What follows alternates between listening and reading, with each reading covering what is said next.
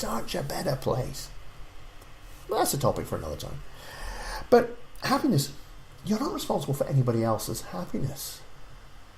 And that can be a significant confidence boost as well, because often we hold back from doing things, or we lack the confidence to do something because we're worried that it might make somebody else unhappy. And that kind of ties in with the first two tips as well, particularly with the first one, because we're worried it might make somebody else unhappy. But see, here's the thing, you are not responsible for their happiness. They are responsible for their happiness. You are responsible for your happiness. And when you can truly get that, when you can realize you are responsible for your happiness, it comes from within. Nobody else is responsible for your happiness. You are not responsible for any else's happiness. You're the one who makes you happy. You're the one who decides to be happy. You're the one who can find happiness in most situations. Most times in life we can find something to be happy about. Even if it's something minor, we can still find something to be happy about. You are responsible for your happiness. Nobody else is. And you're not responsible for anyone else's happiness either. So what I would like to invite you to do is spend a few moments just kind of reflecting back on the past, on situations where you'd wanted to do something, you wanted to say something, do something, want to take some course of action, or whatever it was, but you held back because you were scared it might make somebody else unhappy. Look back on that and just reflect. One, might it have made someone else unhappy? Well, maybe, but it could have made them happy as well. But the key thing is, it doesn't matter either way because you are not responsible for their happiness. The big thing is, by not doing that thing, how did it impact your happiness? And what would the impact on your happiness have been had you done it? Now again, I'm not saying we should deliberately do things to make other people unhappy. That's just not the way things are. But be aware that you are responsible for your happiness. Nobody else is. Nobody else's. Sit with that for a moment or two and just notice how empowering that becomes. And just notice how things could have changed, could have been different in the past. And then anticipate how much better things will be for you in the future when you fully embody the fact that you are responsible for your happiness. Nobody else is. Nobody else is. Just you. It might seem crazy what I'm about to say. Sunshine, she's here. You can take a break. I'm a hot air balloon that could go to space. With the air, like I don't care, baby, by the way. Because I'm happy. Clap along if you feel like a room with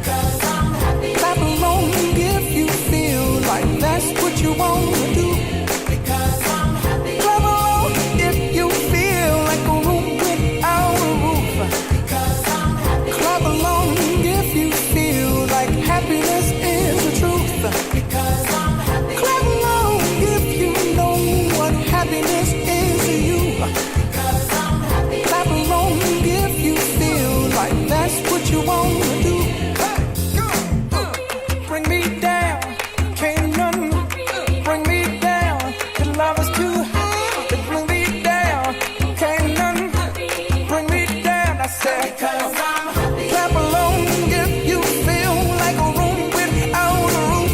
Because I'm happy. Clap along if you feel like happiness is the truth. Because I'm happy. Clap along if you know what happiness is to you. Clap along if you feel like that's what you want to do.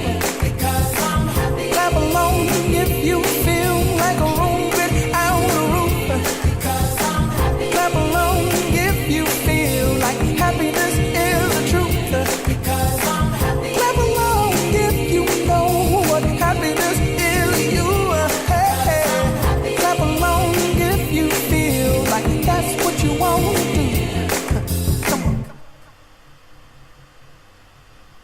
You're listening to the Confidence Alchemist radio show with your host, the Confidence Alchemist himself, Keith Blakemore Noble.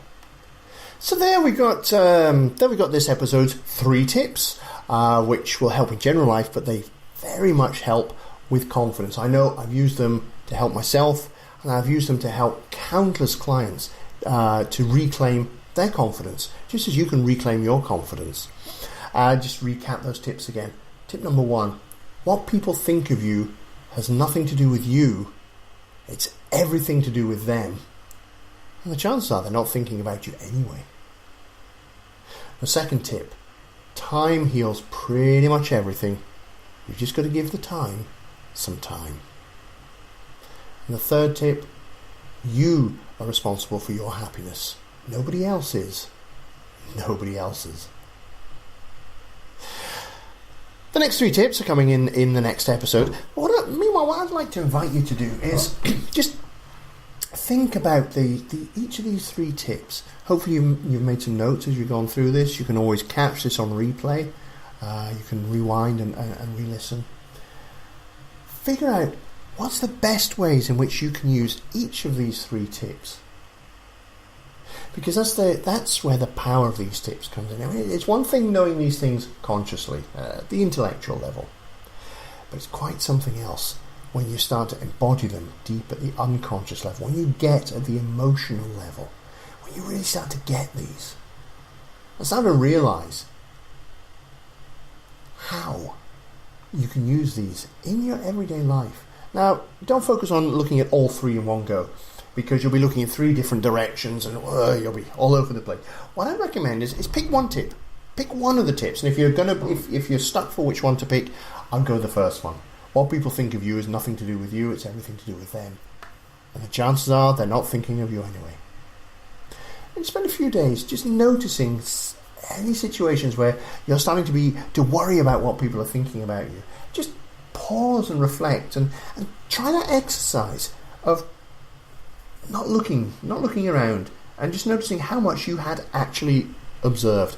Chances are it's going to be very little, because you're not looking at what they're doing, they're not looking at what you're doing. The vast majority of the time they ain't thinking about you, because they're thinking about their own stuff.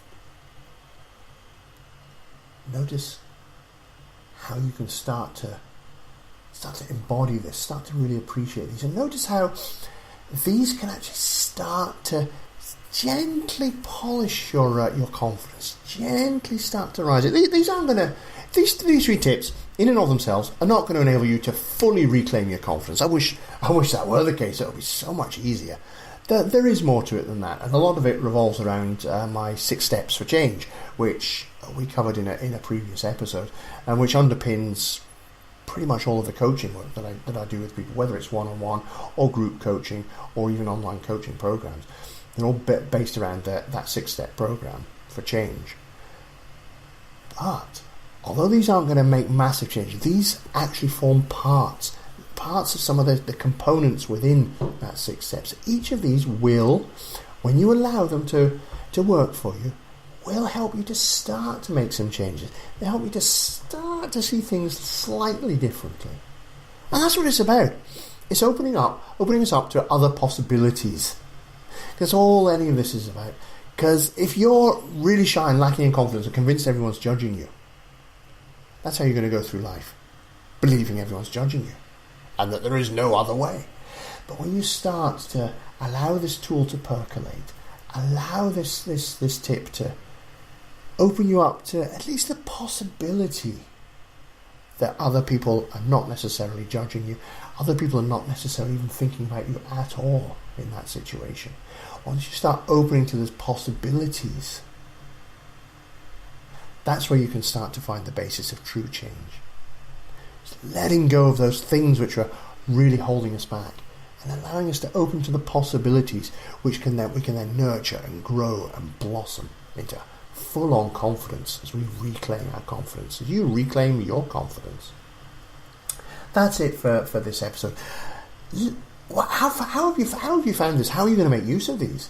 I'd love to know, please, wherever you've caught us, whether this is on Doggy Stone Radio, whether it's on Catch Up on iTunes podcasts, or whether it's on one of the many other platforms that we're around on, whether it's on Coach and Fire Radio, whether it's on Medium, whether it's wherever it is.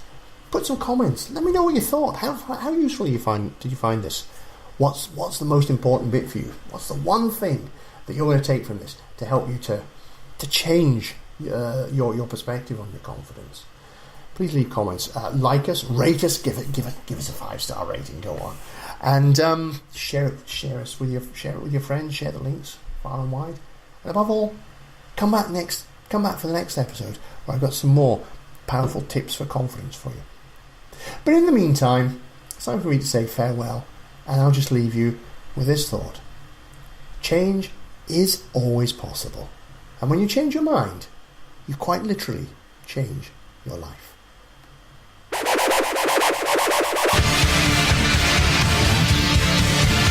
You've been listening to the Confidence Alchemist radio show with your host, the Confidence Alchemist himself, Keith Blakemore Noble. To find out more, visit theconfidencealchemist.com.